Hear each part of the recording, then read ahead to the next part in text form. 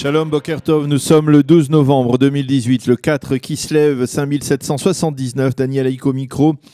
David Amara à la technique, nous nous retrouvons ce matin pour une nouvelle heure d'actualité sur Studio Kalita, une heure d'actualité avec justement une actualité particulièrement brûlante et même douloureuse ce matin dans le pourtour de la bande de Gaza et à l'intérieur de la bande de Gaza. Nous allons y revenir dans quelques instants dans le premier journal d'information. Vers 8h10, justement, nous serons en ligne avec Maxime Pérez, expert dans le domaine de la défense nationale, pour essayer de comprendre ce qui s'est passé hier soir donc à l'intérieur de la bande de Gaza et des éventuelles répercussions de ce développement dramatique.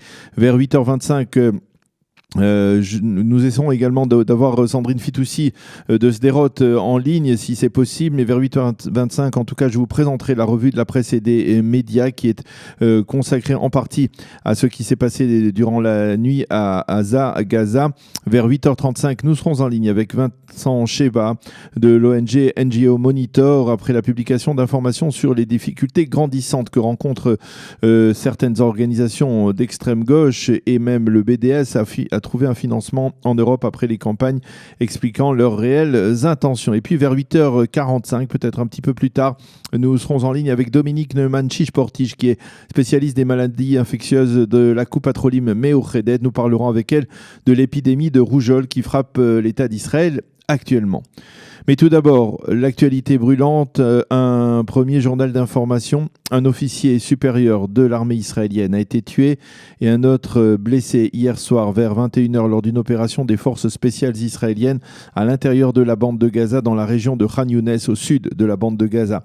Leurs familles ont été prévenues. L'officier supérieur qui a été tué avait apparemment le grade de lieutenant-colonel. L'officier blessé a été admis à l'hôpital Soroka et ce matin, les médecins ont annoncé que son état s'était stabilisé. Au cours de la fusillade, 7 terroristes palestiniens, dont un officier supérieur de la branche armée du Hamas, ont été tués. L'unité spéciale israélienne a pu par la suite regagner le territoire israélien, en particulier grâce à une couverture de l'armée de l'air israélienne. À la suite de cet incident grave, le Hamas et ses alliés ont tiré 17 roquettes et missiles en direction du territoire israélien durant la nuit. Il n'y a pas eu de blessés, mais quelques dégâts matériels dans un Yishuv, dans une localité de la région d'Eshkol. Le système de défense d'hommes de fer a intercepté 3 roquettes qui paraissaient les plus menaçantes. Pour l'instant et au cours des 5 dernières heures, le calme semble revenu dans les localités du pourtour de la bande de Gaza. Un calme précaire, mais les autorités militaires ont fait annuler les cours aujourd'hui dans tous les établissements scolaires de la région de crainte d'une riposte de la part du Hamas et de ses alliés. De même, les forces de sécurité ont annoncé la fermeture d'une partie de la ligne de chemin de fer du sud entre Ashkelon et Beersheva, ce qui signifie que les gares de Sderot, de Netivot et d'Ofakim sont fermées pour l'instant. On ne connaît pas précisément les circonstances qui ont entraîné la fusillade hier soir près de Khan Younes. Au sein de Tzahal, on précise que l'unité spéciale israélienne était en train de terminer sa mission et s'apprêtait à rentrer vers le territoire israélien lorsqu'elle a été dévoilée, mais l'on n'en dit pas plus du côté israélien. Par contre, côté palestinien, on affirme que l'unité israélienne avait pour mission de capturer ou d'éliminer l'un des responsables du programme de tunnel offensif du Hamas vers Israël.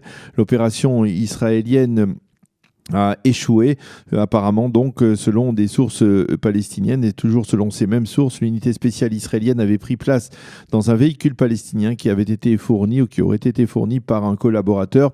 Selon certaines informations ou estimations, l'unité d'élite de Tzahal n'avait pas l'intention d'éliminer un haut responsable du Hamas, mais elle effectuait une mission discrète à l'intérieur des lignes ennemies, comme cela se produit relativement fréquemment lorsqu'elle a été dévoilée. Du point de vue israélien, l'opération est terminée, mais l'enquête sur les circonstances de cet incident ne fait que débuter. L'un des hauts responsables du Hamas, Ismail Radouane, dans la bande de Gaza, a déclaré durant la nuit que son organisation n'aspirait pas à une nouvelle guerre avec Israël, mais que si celle-ci lui était imposée, le peuple palestinien serait prêt à réagir aux crimes, je cite, commis par Israël. Fin de citation. Il a également affirmé que cette action d'Israël ne restera pas sans punition. Ceci étant, durant la nuit, les Égyptiens ont entamé des tractations afin de tenter de ramener le calme dans la région, mais pour l'instant, il est encore prématuré d'évaluer les chances de réussite d'une telle mission. Il faut rappeler que cette brusque dégradation est intervenue alors que l'on pensait s'acheminer vers une période de cessez-le-feu ou de trêve entre Israël et le Hamas, en particulier après que Mahmoud Abbas ait levé son opposition à un accord de ce type. En raison de cette brusque dégradation de la situation, le Premier ministre Binyamin Netanyahou a décidé d'écourter son séjour à Paris. Il est rentré ce matin en Israël. En Israël, en attendant le retour du Premier ministre donc en Israël ce matin. C'est le ministre de la Défense, Avigdor Lieberman, qui a mené dès hier soir d'intenses consultations avec les responsables de Tsahal à la Kiria, le quartier général de l'état-major à Tel Aviv. Voilà ce que l'on peut dire pour l'instant sur ce qui s'est passé hier soir et dans la nuit. Nous allons être en ligne dans quelques minutes avec Maxime Pérez pour tenter de mieux comprendre et d'y voir un peu plus clair sur ce qui s'est passé donc dans la bande de Gaza, sur cette opération, apparemment une opération d'une unité spéciale de l'armée israélienne qui a mal tourné, et une fusillade qui a coûté la vie à un officier, apparemment un officier supérieur de Tsahal, dont on ne connaît toujours pas l'identité. En attendant la météo, sachez que le temps sera partiellement nuageux avec des pluies éparses dans le nord et l'est du pays. Il fera aujourd'hui 20 degrés à Jérusalem, 23 à Tel Aviv et 28 degrés à Eilat. Il est 8h08 sur Studio Qualité. Nous allons marquer une première pause musicale avant de retrouver Maxime Pérez au téléphone pour tenter de décrypter ce qui s'est passé la nuit dernière à Gaza.